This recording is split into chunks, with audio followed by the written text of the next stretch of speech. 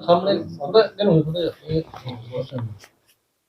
नाम बस मैं अमरजीत और मैं एडवोकेट हूँ यहाँ पे और सोसाइटी में रहता हूँ। सोसाइटी सर ये Pancham cooperative society sir, Pancham cooperative house building society limited.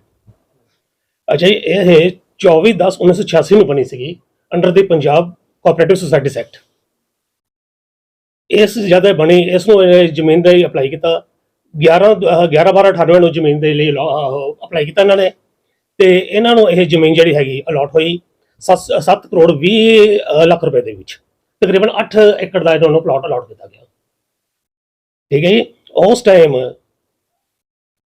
जोड़ा जब अलॉटमेंट हुई उस तो बाद इसकी थोड़ी जी कीमत बता दी गई। ये जोड़ा है ਵਧਣ तो बाद इन्होंने ਜਿਹੜੀਆਂ 25% पहला पैसा दे दिता, बाकी जी ਜਿਹੜੀ ਰਿਮੇਨਿੰਗ ਪੇਮੈਂਟ ਸੀਗੀ ਉਹ ਉਹਨਾਂ ਨੇ ਇਕੁਅਲ ਇੰਸਟਾਲਮੈਂਟ ਦੇ 6 ਕਿਸ਼ਤਾਂ ਵਿੱਚ ਦੇਣੀਆਂ ਸੀਗੀਆਂ।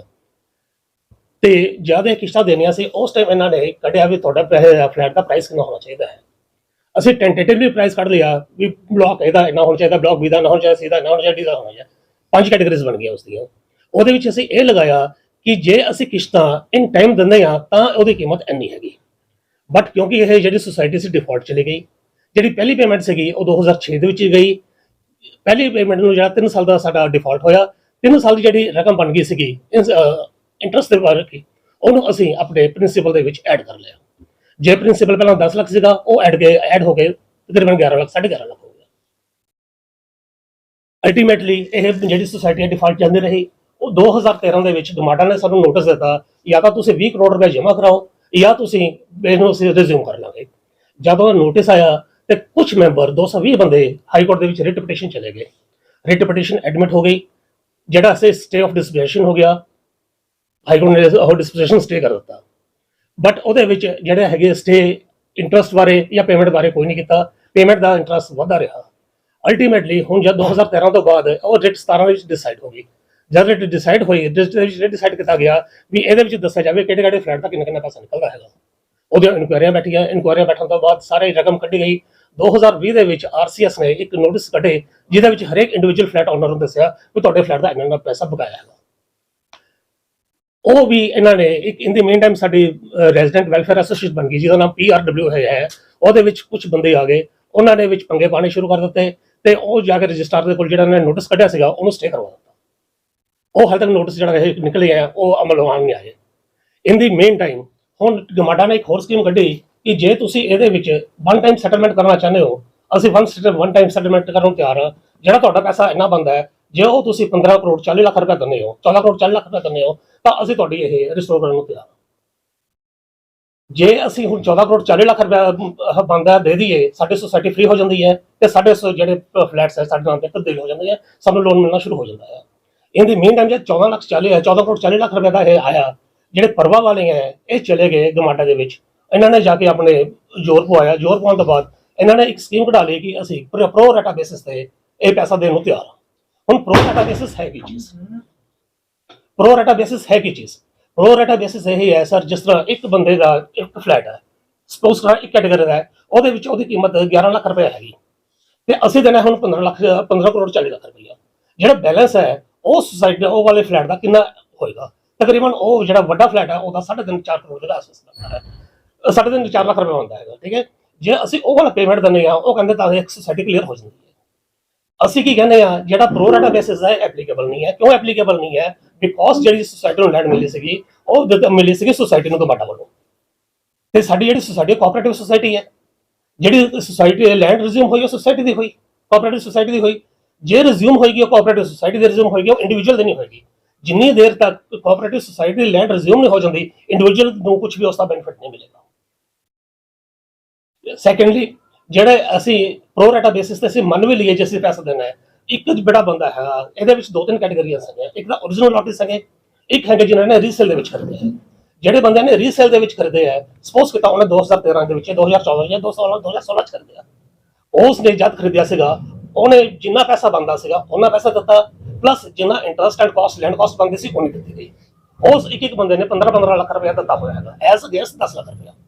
ਜੇ 15 ਲੱਖ ਰੁਪਏ ਪਹਿਲਾਂ ਦਿੱਤਾ ਹੋਇਆ ਤੇ 3 ਲੱਖ ਰੁਪਏ ਹੋਰ ਦੇਵੇ, ਉਸ ਨੂੰ 18 ਲੱਖ ਦਾ ਪੈ ਜਾਂਦਾ ਹੈ। ਜਦਕਿ ਵੇਅਰਸ ਜਿਹੜੇ ਦੂਜੇ ਬੰਦੇ ਆ ਉਹਨਾਂ ਨੇ 8-8 ਲੱਖ ਦਿੱਤਾ ਹੈ, ਉਹ 3 ਲੱਖ ਦੇ ਕੇ 11 ਲੱਖ ਚ ਮਜ਼ੇ ਕਰ ਦਿੰਦੇ ਆ। ਮੇਰਾ ਇਹ ਕਹਿਣਾ ਹੈ ਜੇ ਪੈਸਾ 14 ਕਰੋੜ 40 ਲੱਖ ਰੁਪਏ ਬਣਦਾ ਹੈ, ਜਿਹੜੇ ਡਿਫਾਲਟਰਸ ਹੈ ਬੰਦੇ ਜਿਨ੍ਹਾਂ ਨੇ ਪੈਸਾ ਨਹੀਂ ਦਿੱਤਾ, ਮੇਰੇ ਕੋਲ ਡਿਫਾਲਟਰਸ ਦੀ ਲਿਸਟ ਹੈ। ਜੇ ਆਪਾਂ ਉਸ ਲਿਸਟ ਦੇ ਹਿਸਾਬ ਨਾਲ ਹੀ ਪੂਰਾ ਕਰ ਲਈਏ ਤਾਂ 12 ਕਰੋੜ 40 ਲੱਖ ਰੁਪਏ ਆ ਜਾਂਦਾ ਹੈ। 12 ਕਰੋੜ 40 ਲੱਖ ਇਹ ਹੋ ਗਿਆ, 2.5 ਕਰੋੜ ਰੁਪਏ ਸੋਸਾਇਟੀ ਦੇ ਕੋਲ ਪਿਆ ਹੈਗਾ। ਜੇ ਉਸੇ ਦੋਨਾਂ ਨੂੰ ਜਮ੍ਹਾਂ ਕਰ ਦਈਏ ਅਸੀਂ ਸਾਡੀ ਸੋਸਾਇਟੀ ਫ੍ਰੀ ਹੋ ਜਾਂਦੀ ਹੈ। ਪ੍ਰੋ ਰਾਟਾ ਦੇ ਕੋਈ ਬੇਸ ਨਹੀਂ ਆਉਂਦਾ। ਜੇ ਆਪਾਂ ਡਿਫਾਲਟਰਸ ਤੋਂ ਪੈਸਾ ਲੈ ਲੈਂਦੇ ਆ ਤੇ ਤਾਂ ਵੀ ਇਹ ਪੈਸਾ ਪੂਰਾ ਹੋ ਜਾਂਦਾ ਹੈ। ਜਿਸ ਰੇਸ਼ੋ ਨਾਲ ਉਹਨਾਂ ਨੇ ਜਿਹੜੇ ਹੈਗੇ ਬੰਦੇ ਜਿਨ੍ਹਾਂ ਨੇ ਰੀਸੇਲ ਚਲਤਾ ਹੈ ਉਸ ਰੇਸ਼ੋ ਨਾਲ ਇਹ ਪੈਸਾ ਜੁੜਦਾ ਹੈ। ਦਿੱਕਤ ਕਿੱਥੇ ਆ ਰਹੀ ਹੈ? ਵੱਡਿਆਂ ਨਹੀਂ ਸੁਣ ਰਹੇ। ਦਿੱਕਤ ਕੀ ਆ ਰਹੀ ਹੈ? ਦਿੱਕਤ ਹੈ ਪੋਲੀਟੀਸ਼ੀਅਨਸ ਹੈ ਜੀ। ਇਹ ਪੋਲੀਟੀਕਲੀ ਇਹ ਬੜੇ ਸਟਰੋਂਗ ਹੈ। ਉਹਨਾਂ ਨੇ ਜਾ ਕੇ ਆਪਣੇ ਉੱਪਰੋਂ ਦਬਾਅ ਪਾਉਂਦੇ ਹੈ, ਪਾ ਕੇ ਆਰਡਰ ਲੈ ਲੈਂਦੇ ਹੈ। ਹੁਣ ਵੀ ਆਮ ਆਦਮੀ ਪਾਰਟੀ ਦੀ ਤੇ ਉਹ ਕਹਿੰਦੇ ਸੀ ਆਮ ਬੰਦੇ ਚੱਲਦੇ ਆ ਸਰ ਏਦਾਂ ਹੁਣ ਮੈਂ ਕੀ ਕਹਾਂ ਇਹਦੇ ਵਿੱਚ ਜਿਹੜੇ ਬਲਵੀਰ ਸਿੰਘ ਜੀ ਆ ਹੁਣ ਆਮ ਆਦਮੀ ਜਾ ਕੇ ਸਿੱਧੂ ਸਾਹਿਬ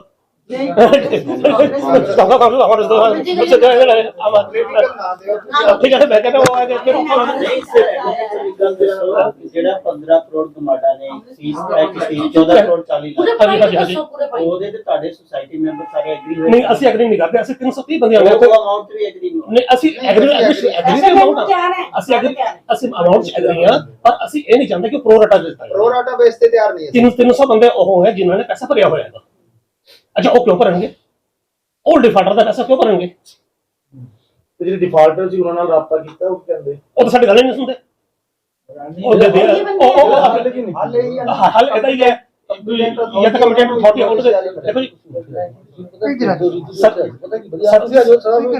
ਲੈਂਡ ਰਿਸਟੋਰ ਹੋਏਗੀ ਉਹ ਸੁਸਾਇਟੀ ਦੀ ਹੋਏਗੀ ਤੇ ਸੁਸਾਇਟੀ ਆਰਸੀਐਨ ਉਹਨਾਂ ਨੂੰ ਰਿਸਟੋਰ ਕਰੇ। ਆਰਸੀਐਸ ਅਗੇ ਇੰਡੀਵਿਜੂਅਲ ਨੋਟਿਸ ਕੱਢੇ ਕਿਹੜੇ ਬੰਦੇ ਨੇ ਕਿੰਨਾ ਪੈਸਾ ਦੇਣਾ। This is the only solution. ਉਹ ਤੁਸੀਂ ਕਹਿ ਰਹੇ ਕਿ ਅਗਲੇ ਬੰਦੇ ਦਾ ਨਾ ਹੱਥ ਪੱਲਾ ਨਹੀਂ ਬਣਾ ਫਿਰ ਉਹਨਾਂ ਨੇ ਇੱਕ ਵਾਰ ਜਿਵੇਂ ਪਹਿਲਾਂ ਕੱਢਿਆ ਸੀਗਾ ਉਹਨਾਂ ਨੇ ਸਟੇ ਕਰਵਾ ਲਿੱਤੀ। ਠੀਕ ਹੈ, ਇਹ ਕੰਮ ਨਾ ਹੋਏ। ਇਹਨਾਂ ਤੇ ਪ੍ਰੈਸ਼ਰ ਪਿਆ ਜਿਹੇ ਆਰਸੀਐਸ ਨੂੰ ਕੱਢੇ ਵੀ ਗਮਾਡਾ ਦਾ 14 ਕਰੋੜ 40 ਲੱਖ ਰੁਪਏ ਕਿੱਦਾਂ ਇਕੱਠਾ ਕਰਨਾ ਹੈ।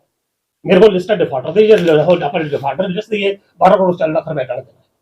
ਤੇ ਕਾਨੂੰਨ ਦੇ ਮੁਤਾਬਿਕ ਆਰਸੀਐਸ ਆਉਂਦੀ ਹੈ ਆਰਸੀਐਸ ਕੋਲ ਦੇ ਵਿੱਚ ਕਿਉਂਕਿ ਆਰਸੀਐਸ ਇਸ ਦਾ ਮਾਲਕ ਹੈ। ਆਰਸੀਐਸ ਦਾ ਮਾਲਕ ਹੈ, ਆਥੋਰਾਈਜ਼ਡ ਹੈ, ਕੰਪੀਟੈਂਟ ਅਥਾਰਟੀ ਹੈ। ਜਿੰਨੀ ਵੀ ਕੋਆਪਰੇਟਿਵ ਸੁਸਾਇਟੀਆਂ ਹੁੰਦੀਆਂ ਉਹਦਾ ਜਿਹੜਾ ਮਾਲਕ ਹੈ ਉਹ ਆਰਸੀਐਸ ਹੀ ਹੁੰਦਾ ਹੈ। ਆਰਸੀਐਸ ਦੇ ਚੱਲ ਰਹਿੰਦਾ ਤੇ ਕੋਰਟ ਦੇ ਵਿੱਚ ਜਿਹੜਾ ਮਾਮਲਾ ਪੈਂਡਿੰਗ ਹੈ ਇਹ ਕੀ ਹੈ? ਨਹੀਂ, ਕੋਰਟ ਦੇ ਵਿੱਚ ਡਿਸਾਈਡ ਹੋ ਗਿਆ। ਕੋਰਟ ਦੇ ਵਿੱਚ ਉਹਨਾਂ ਨੇ ਕਿਹਾ ਸੀ 2017 ਦੇ ਵਿੱਚ ਰਿਟ ਪਟੀਸ਼ਨ ਡਿਸਾਈਡ ਹੋ ਗਈ ਸੀਗੀ। ਉਹਨਾਂ ਨੇ ਇਹ ਕਿਹਾ ਸੀ ਵੀ ਜਿਹੜੇ ਬੰਦੇ ਡਿਫਾਲਟਰ ਹੈ ਉਹਨਾਂ ਦੀ ਕੱਢੀ ਜਾਵੇ ਤੇ ਆਰਸੀਐਸ ਨੇ ਉਹ ਨੋਟਿਸ ਕੱਢੇ, ਉਹਨਾਂ ਨੂੰ ਇਹਨਾਂ ਨੇ ਸਟੇ ਕਰਵਾ ਲਿਆ। ਕੋਰਟ ਚੋਂ ਸਟੇ ਨਹੀਂ ਹੋਈ, ਪ੍ਰੈਸ਼ਰ ਪਾ ਕੇ ਉਹਨਾਂ ਨੇ ਸਟੇ ਕਰਵਾ ਲਿਆ ਆਰਸੀਐਸ ਦਾ। ਤੇ ਆਰਸੀਐਸ ਆਪਣਾ ਰੋਲ ਕਿਉਂ ਨਹੀਂ ਪਲੇ ਕਰ ਰਿਹਾ ਸਰ? ਜੇ ਉਹਨੂੰ ਅੱਗੇ ਆਉਣਾ ਚਾਹੀਦਾ ਉਹ ਕਿਉਂ ਨਹੀਂ ਕਰ ਰਿਹਾ? ਸਾਰੇ ਕਰਨਾ ਚਾਹੀਦਾ ਹੈ। ਸਾਨੂੰ ਲਿਖ ਕੇ ਥੱਕੇ ਅਸੀਂ ਉਹਨਾਂ ਨੂੰ ਕਿੰਨੀ ਵਾਰ ਅਸੀਂ ਉਹਨਾਂ ਨੂੰ ਦਿੱਤੇ ਹੈ ਰਿਪਰੈਜ਼ੈਂਟੇਸ਼ਨ ਦਿੱਤੀਆਂ ਹੈਗੀਆਂ। ਪੋਲੀਟੀਕਲ ਪ੍ਰੈਸ਼ਰ ਹੈ, ਪੋਲੀਟੀਕਲ ਇਹਦੇ ਚ ਪੋਲੀਟੀਕਲ ਸਾਡੇ ਸਮਝਤਾ ਜਾ ਰਹੀ ਹੈ। ਫਲੈਟ ਹੈ ਉਹਦਾ 3,60,000 ਦੇ ਕਰੀਬ ਬਣਦਾ ਹੈ ਉਹਨਾਂ ਦੇ ਅਕਾਊਂਟ। ਠੀਕ ਹੈ ਜੀ, ਵੀ ਇਦਾਂ ਸਾਡਾ ਪੈਸਾ ਪੂਰਾ ਹੋ ਜਾਂਦਾ ਪ੍ਰੋ ਰਾਟਾ ਬੇਸ ਤੇ। ਜਦੋਂ ਕਿ ਮੈਂ 12 ਲੱਖ ਪਹਿਲਾਂ ਹੀ ਦੇ ਚੁੱਕਿਆ, 3 ਹੋਰ ਭਰ ਕੇ ਮੇਰਾ 15 ਹੋ ਜਾਊਗਾ। ਇੱਕ ਬੰਦੇ ਦਾ ਜੋ ਮੇਰੀ ਅਸਲ ਕੀਮਤ ਹੈ 880 ਹੈ ਸੀ ਬਲਾਕ ਦੀ ਟੌਪ ਫਲੋਰ ਦੀ। 880 ਵਾਲਾ ਹੁਣ 880 ਵਾਲਾ ਇੱਕ ਨੂੰ 11 ਦਾ ਪਊਗਾ, ਮੈਨੂੰ 15 ਦਾ ਪਊਗਾ। ਕਿਉਂ ਮੈਂ ਕਿਉਂ ਭਰਾ? ਵੀ ਮੈਂ 2005 ਚ ਉਦੋਂ ਖਰੀਦਿਆ ਸੀ, ਸਾਰੇ ਪੈਸੇ ਭਰ ਕੇ ਖਰੀਦਿਆ ਸੀ, ਮੈਂ ਕਿਉਂ ਭਰਾਂ ਪੈਸੇ? ਪੈਸੇ ਜੋ ਸੁਸਾਇਟੀ ਡਿਫਾਲਟਰ ਹੈ, ਸੁਸਾਇਟੀ ਪੈਸੇ ਭਰੇ, ਸੁਸਾਇਟੀ ਇੰਡੀਵਿਜੂਅਲ ਤੋਂ ਲਵੇ। ਕਿੰਨਾ ਪੈਸਾ ਕਿਹਦੇ ਤੋਂ ਲੈਣਾ ਇਹ ਸੁਸਾਇਟੀ ਤੈਅ ਕਰੇ। ਕੋਆਪਰੇਟਿਵ ਸੁਸਾਇਟੀ ਜੋ ਰਜਿਸਟਰਾਰ, ਕੋਆਪਰੇਟਿਵ ਸੁਸਾਇਟੀ ਦੇ ਜਿਹੜੇ ਰਜਿਸਟਰਾਰ ਸਾਡੇ ਤੇ ਇਹਦੇ ਤੇ ਏਆਰ ਲਾਏ ਹੋਏ ਨੇ, ਮੈਨੇਜਮੈਂਟ ਕਮੇਟੀ ਜੋ ਮੈਨੇਜ ਕਰਦੇ ਨੇ, ਉਹ ਤੈਅ ਕਰਨ ਕਿ ਬਈ ਕਿਹੜੇ ਫਲੈਟ ਦਾ ਕਿੰਨਾ ਪੈਸਾ ਅਸੀਂ ਲੈਣਾ ਤਾਂ 15 ਕਰੋੜ ਜਿਹੜਾ 14 ਕਰੋੜ 40 ਲੱਖ ਪੂਰਾ ਹੋ ਜਾਂਦਾ।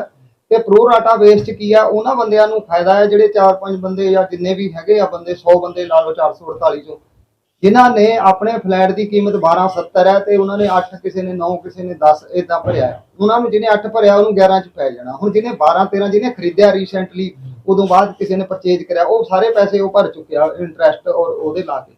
ਉਹ 12-13 ਪੂਰੇ ਭਰ ਚੁੱਕਿਆ ਜਾਂ 15, ਕਿਸੇ ਨੇ 14, ਅਲੱਗ-ਅਲੱਗ ਨੇ। ਫਲੈਟ ਵਾਈਜ਼ ਵੀ ਕੀਮਤ ਉਹ ਨਹੀਂ ਹੈਗੀ। ਸਾਡਾ ਮੰਨਣਾ ਇਹੀ ਆ ਵੀ ਜਿਹੜੀ ਕੀਮਤ ਤੈਅ ਆ ਫਲੋਰ ਵਾਈਜ਼, ਜਿਵੇਂ ਅਸੀਂ ਆਪਾਂ ਹੁਣ ਸੈਕੰਡ ਫਲੋਰ ਤੇ ਬੈਠੇ ਆ ਇਸ ਬਲਾਕ ਦੇ, ਇਹ ਸੈਕੰਡ ਫਲੋਰ ਦੀ ਜਿੰਨੇ ਦੀ ਵੀ ਆ ਕੀਮਤ ਇੱਕ ਬਰਾਬਰ ਹੋਣੀ ਚਾਹੀਦੀ ਆ, ਨਾ ਕਿ ਪ੍ਰੋ ਰਾਟਾ ਬੇਸ ਤੇ। ਹੁਣ ਮੇਰੇ ਗੁਆਂਢੀ ਨੇ ਤਾਂ ਭਰਿਆ 8 ਲੱਖ, ਮੇਰੇ ਕੋਲ ਉਹੀ ਫਲੈਟ 15 ਚ ਪੈ ਰਿਹਾ। ਇਹ ਡਿਸਪੈਰਿਟੀ ਨਹੀਂ ਹੋਣੀ ਚਾਹੀਦੀ, ਬਸ ਮਸਲਾ ਇਹ ਜੀ।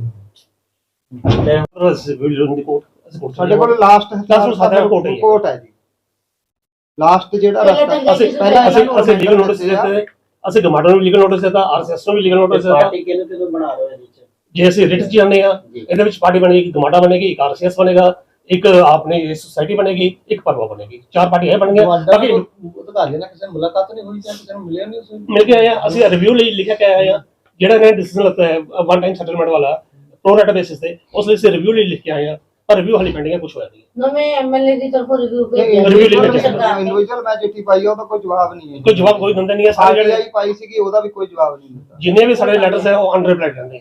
ਗਮਾਡਾ ਵੱਲੋਂ ਵੀ ਕੋਈ ਜਵਾਬ ਨਹੀਂ ਦਿੱਤਾ ਜਾਂਦਾ। ਆਰਟੀਆਈ ਪਾਈ ਵੀ ਆ। ਜੇ ਪੇਮੈਂਟ ਨਹੀਂ ਭਰੀ ਜਾਂਦੀ ਹੈਗੀ ਤੇ ਗਮਾਡਾ ਵੱਲੋਂ ਕੀ ਐਕਸ਼ਨ ਹੋਊਗਾ? ਡਿਮਾਂਡ ਰਿਜ਼ਿਊਮ ਕਰੇਗਾ, ਰਿਜ਼ਿਊਮ ਕਰਕੇ ਆਕਸ਼ਨ ਕਰ ਦੇਗਾ। ਆਕਸ਼ਨ ਕਰਦੇ That's it, that is payment lost। ਤੁਸੀਂ ਦੇ ਚੁੱਕੇ ਹੈਗੇ ਉਹ ਹੋਵੇ, ਜਿਹੜੀ ਅਸੀਂ ਪੇਮੈਂਟ ਦੇ ਚੁੱਕੇ ਹਾਂ ਉਹ ਵੀ ਨਲਿਟੀ ਹੋ ਗਈ, ਬਿਕੋਜ਼ ਇਹਦੇ ਵਿੱਚ ਕੀ ਹੁੰਦਾ ਹੈ ਉਹ ਨਲਿਟੀ ਹੋਈ, ਉਹ ਕਿਸ ਤਰ੍ਹਾਂ ਹੋ ਗਈ ਕਿਉਂਕਿ ਜਿਹੜੇ ਗਮਾਡਾ ਨੇ ਇੱਕ ਪਲਾਟ ਨੂੰ ਰਿਜ਼ਿਊਮ ਕੀਤਾ ਹੈ, ਫਲੈਟ ਨੂੰ ਰਿਜ਼ਿਊਮ ਨਹੀਂ ਕੀਤਾ। ਇਹਦੇ ਵਿੱਚ ਡਿਫਰੈਂਸ ਹੈ। ਸਾਡੀ ਕੋਆਪਰੇਟਿਵ ਸੁਸਾਇਟੀ ਹੈ, ਉਹਦੇ ਵਿੱਚ ਇੱਕ ਫਲੈਟ ਜ਼ਮੀਨ ਦਿੱਤੀ ਗਈ, ਜ਼ਮੀਨ ਐਜ਼ ਅ ਹੋਲ ਰਿਜ਼ਿਊਮ ਹੋਈ ਹੈ ਤੇ ਐਜ਼ ਅ ਹੋਲ ਹੀ ਰਿਸਟੋਰ ਹੋਏਗੀ, ਇੰਡੀਵਿਜੂਅਲੀ ਨਹੀਂ ਹੋ ਸਕਦੀ ਕਿਸੇ ਵੀ ਕਾਸਟ ਚਲੋ ਕੋਈ ਪ੍ਰਧਾਨ ਹੈ ਮੌਜੂਦਾ? ਨਹੀਂ। ਇਹਦੇ ਵਿੱਚ ਆਫੀਸ਼ੀਅਲੀ ਕੋਈ ਨਹੀਂ ਹੈ, ਅਨਆਫੀਸ਼ੀਅਲੀ ਪਰਵਾ ਹੈਗੀ, ਪਰਵਾ ਉਹ ਸਟੂਡੈਂਟ ਕਰੀ ਹੈ। ਪਰਵਾ ਹੈ ਪੰਚਮ ਰੈਜ਼ੀਡੈਂਟ ਵੈਲਫੇਅਰ ਐਸੋਸੀਏਸ਼ਨ, ਪਰ ਮੈਂ ਇਸ ਨੂੰ ਦੂਜਾ ਨਾਮ ਦੇਣਾ, ਇਹ ਪੰਚਮ ਨਹੀਂ ਹੈ, ਇਹ ਪੰਗੇਬਾਜ਼ ਰੈਜ਼ੀਡੈਂਟ ਵੈਲਫੇਅਰ ਐਸੋਸੀਏਸ਼ਨ। ਹਰੇ ਗੱਲ ਚ ਪੰਗੇਬਾਜ਼ ਇਹ ਰਜਿਸਟਰਡ ਹੈ, ਇਹ ਰਜਿਸਟਰਡ ਹੈ, ਸਿਰਫ ਵੈਲਫੇਅਰ ਵਾਸਤੇ, ਸਿਰਫ ਵੈਲਫੇਅਰ ਵਾਸਤੇ ਆ, ਨਾ ਕਿ ਸੁਸਾਇਟੀ। ਸਿਰਫ ਵੈਲਫੇਅਰ ਹੈ, ਰਜਿਸਟਰਡ ਵੈਲਫੇਅਰ ਕਰ ਸਕਦੇ ਹੋ। ਵੈਲਫੇਅਰ ਦਾ ਕੋਈ ਵੀ 20 ਬੰਦੇ ਰਜਿਸਟਰ ਕਰਾ ਸਕਦੇ ਆ। ਕਿਹਦੇ सर ऐसा डेढ़ सौ मेंबर होना, 100 मेंबर होना नहीं, तो ਅਸੀਂ इनका 50 लोगों का पैसा आता नहीं, जो इनके पास पैसा आता है ਨਹੀਂ ਸ਼ੁਰੂ ਚ 300 प्रार्थना है कि साडी गल सुनी जावे ਤੇ ਇਸ ਨੂੰ ਨਿਬੇੜਿਆ ਜਾਵੇ, ਸਾਡੇ ਰਿਵਿਊ ਕੀਤਾ ਜਾਵੇ। ਮਿਲਿਓ ਤੁਸੀਂ ਮੌਜੂਦਾ ਹਾਂ, ਅਸੀਂ ਐਮਐਲਏ ਸਾਹਿਬ ਨੂੰ ਮਿਲ ਕੇ ਆਏ ਹਾਂ, ਮਿਲੇ। ਅਸੀਂ ਐਮਐਲਏ ਸਾਹਿਬ ਨੂੰ ਮਿਲ ਕੇ ਲੈਟਰ ਦੇ ਕੇ ਆਏ ਹਾਂ, ਉਹਨਾਂ ਨੇ ਆਪਣੇ ਹੱਥੇ ਲੈਟਰ ਅੱਗੇ ਫਾਰਮ ਦਿੱਤਾ ਹੋਇਆ ਸੀਐਮ ਸਾਹਿਬ। ਨਹੀਂ ਉਹਦੇ ਉੱਤੇ ਫਿਰ ਇਹਨਾਂ ਨੇ ਇੱਕ ਹੋਰ ਉਹ ਬਣਾ ਲਈ ਨਾ ਅੰਡਰਟੇਕਿੰਗ, ਉਹ ਫਿਰ ਉਹਨਾਂ ਨੂੰ ਕੰਫਿਊਜ਼ ਕਰਾਏ। ਸਰ ਨਾਮ बताइए। देखिए डीपी सिंह हूँ मेरा नाम, बट इसमें ये है जो आरसीएस है वही एक कॉम्पिटेंट अथॉरिटी है to ask the cooperative society के उसको कितना मेंबर्स को कितने कितने पेमेंट करने हैं। अभी इसमें 2 टाइप की पेमेंट्स है, एक तो जो प्रिंसिपल और कंस्ट्रक्शन कॉस्ट है और दूसरा है जो गमाडा का ड्यू है। ठीक है, जो परवा वाले कर रहे हैं वो गमाडा में की पेमेंट को क्लियर करके इधर की पेमेंट जो कंस्ट्रक्शन कॉस्ट है उसको नहीं देना चाहते। ठीक है, जहाँ की बाकी लोगों ने जिन्होंने पूरा पेमेंट किया हुआ है ये उनके ऊपर भी गमाडा की कॉस्ट लगाना चाहता है जिन्होंने अपना पूरा पेमेंट कर चुके हैं। ठीक है, पहली बात ये कि गमाडा डायरेक्टली कोऑपरेटिव सोसाइटी से नहीं, कोऑपरेटिव सोसाइटी के मेंबर्स से नहीं ले सकती, बिकॉज कोऑपरेटिव सोसाइटी एक अलग एंटिटी है, मेंबर्स की उसमें अलग से एंटिटी नहीं होती। They can not directly charge from the individual members, वो एक कोऑपरेटिव सोसाइटी के हो। और कोऑपरेटिव सोसाइटी का जो टोटल मालिक है वो आरसीएस ही रहेगा और आरसीएस ने ही उन्होंने ड्यूज निकालने हैं, किसके अमाउंट पे, किसके मेंबर पे कितना अमाउंट ड्यू बनता है। और उस अगर वो ड्यू आज भी अगर वो इन्फोर्स होता है, हमारी जो मौजूदा सरकार है उसके साथ भी यही रिक्वेस्ट है कि ये आरसीएस को डायरेक्शन दी जाए कि जो हमारे हर एक इंडिविजुअल मेंबर का जितना बनता है वो आप उसको नोटिस निकालें, सो दैट वो इंडिविजुअली पे करें और उससे हमारा सारा गमाडा का पेमेंट भी खत्म होकर सारा हो जाएगा। इन्होंने पुराने लोगों ने कह के कि ऐसे लोगों को गुमराह करके कि किसी को कोई पेमेंट नहीं देनी पड़ेगी और ये हमारा जो गवर्नमेंट का पैसा था जो नहीं देना पड़ेगा, वो करते करते करते अभी मल्टीप्लाई होता जा रहा है, उसके ऊपर इंटरेस्ट लगता जा रहा है। ठीक है, वो छोटे से अमाउंट से लेके बड़ा हो चुका है, 3-3, 4-4 गुना उसका अमाउंट हो चुका है। तो वी आर वांटिंग कि RCS should give a notice to all the residents के किसके अमाउंट पे कितना जो ड्यू बनता है वो हम सारा पे करें और डायरेक्टली गमाडा को सिर्फ उसका अमाउंट पे करना इज नॉट द सॉल्यूशन। ना वो लीगली टीनेबल है कोर्ट में, तो court will not accept. Number of flats कितने हैं यहाँ पे? 448। इसमें से कितनों ने फुल पेमेंट की, कुछ अंदाजा कोई है? सर इसमें 300 डिफॉल्टर्स है, 300 डिफॉल्टर्स है, 148 ने पूरी की। सोसाइटी के जी डिसीजन जिससे कोई भी पैसा नहीं देना, फुल एंड फाइनल, जिससे कोई भी पैसा नहीं देना। ਉਹਨਾਂ ਉੱਤੇ ਗਮਾਡਾ ਦਬਾਅ ਪਾ ਰਹੀ ਕਿ ਹੋਰ ਪੇਮੈਂਟ ਜਮਾ ਦੇਣਾ ਉਹਨਾਂ ਜੇ ਵਨ ਟਾਈਮ ਸੈਟਲਮੈਂਟ ਹੁੰਦਾ ਉਹਨਾਂ ਦੇ ਦਬਾਅ ਪੈ ਰਿਹਾ, ਉਹਦੇ ਵਿੱਚ ਉਹੀ ਪਾਰਟੀ ਬਣ ਰਹੀ ਹੈ, ਜਿਨ੍ਹਾਂ ਦੇ ਪੈਂਡਿੰਗ ਹੈ ਕਿ ਬਸ ਉਹੀ ਪੇ ਕਰਨ ਤੇ जिन्ना बंद है उन्ना करन।